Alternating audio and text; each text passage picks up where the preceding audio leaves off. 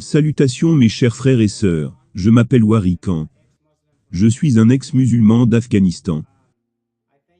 Je remercie les frères d'Amen TV, qui m'ont invité, pour que je partage mon témoignage, qui pourrait amener des changements de situation dans votre vie, pour que vous ne soyez plus confus comme je l'étais.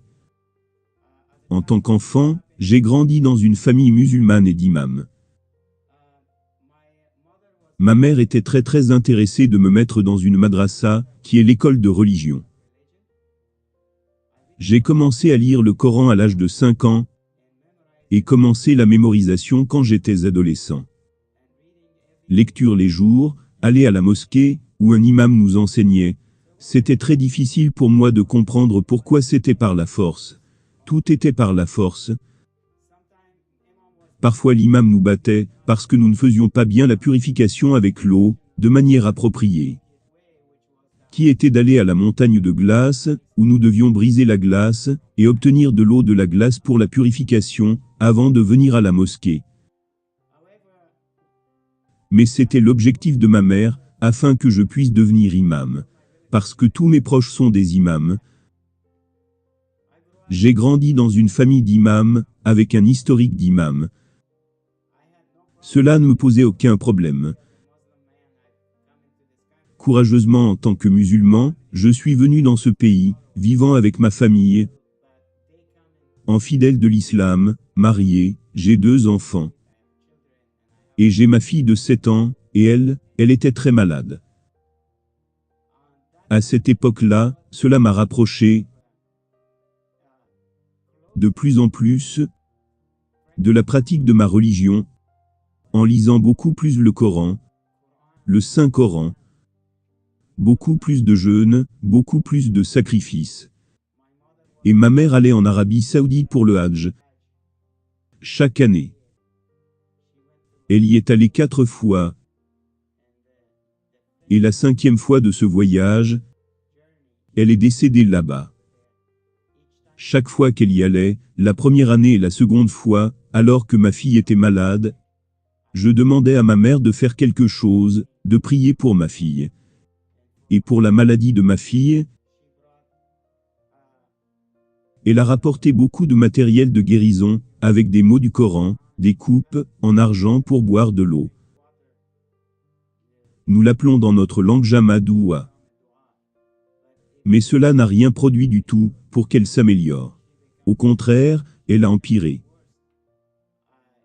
Je devais l'amener presque 2 fois par semaine chez le médecin, et nous avions un gros réservoir avec un tuyau, et lui mettions de l'oxygène dans le nez.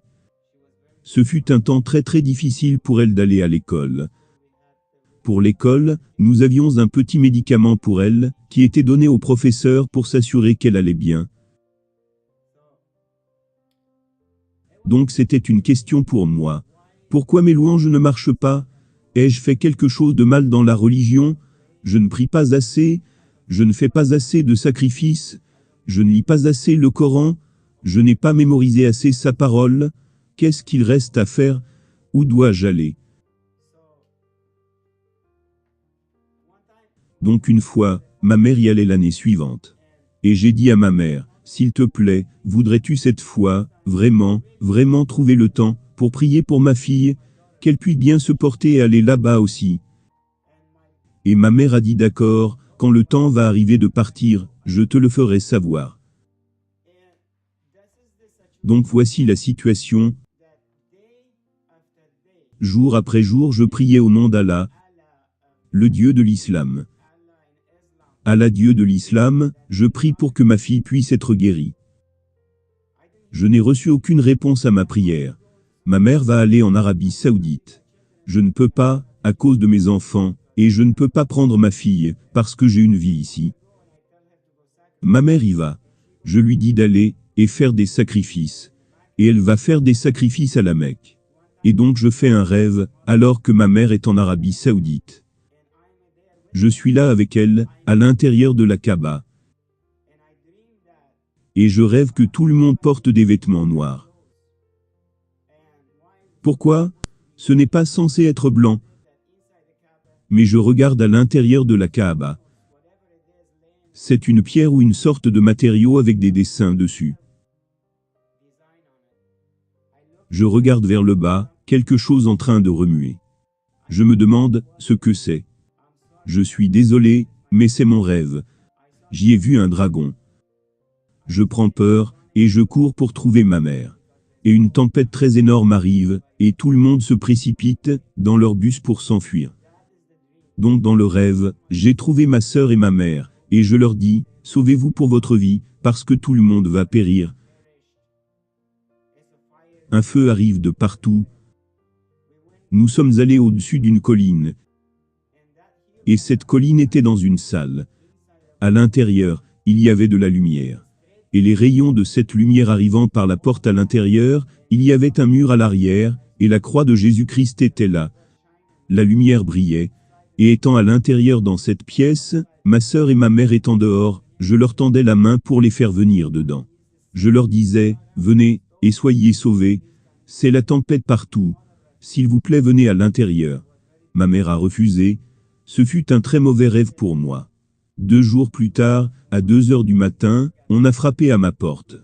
À 2 heures du matin, mon petit frère est venu, et il a dit en arabe. Et j'ai dit, que se passe-t-il? C'est le mot que tu récites quand quelqu'un meurt. Ma mère est morte à la Mecque, comme je l'avais vue en rêve. Elle est morte.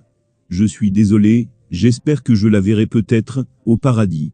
Mon cœur était brisé, parce qu'elle a refusé. Je suis passé par beaucoup d'émotions après cela. De la façon dont j'ai perdu ma mère. Pourquoi mes louanges ne sont pas répondues? Qu'ai-je fait?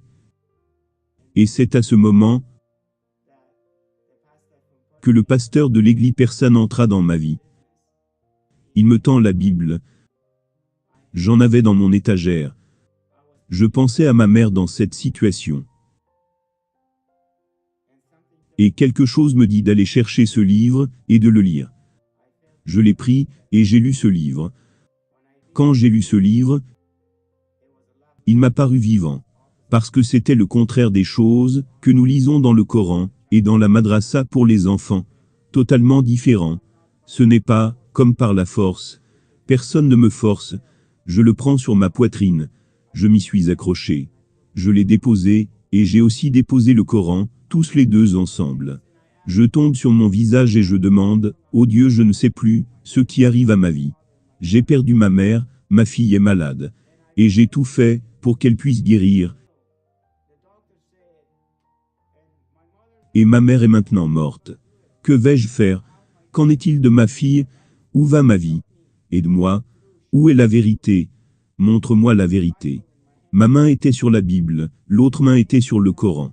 Cette main est devenue chaude, et j'ai senti la même chose, quand j'ai mis l'autre main au-dessus de ma main.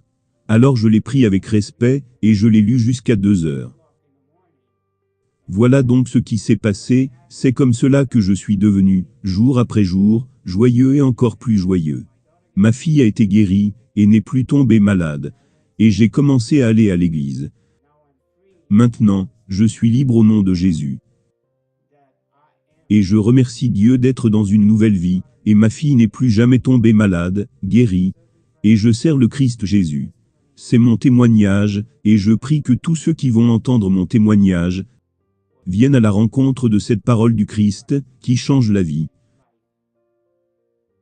Frères et sœurs, merci pour avoir pris le temps d'écouter.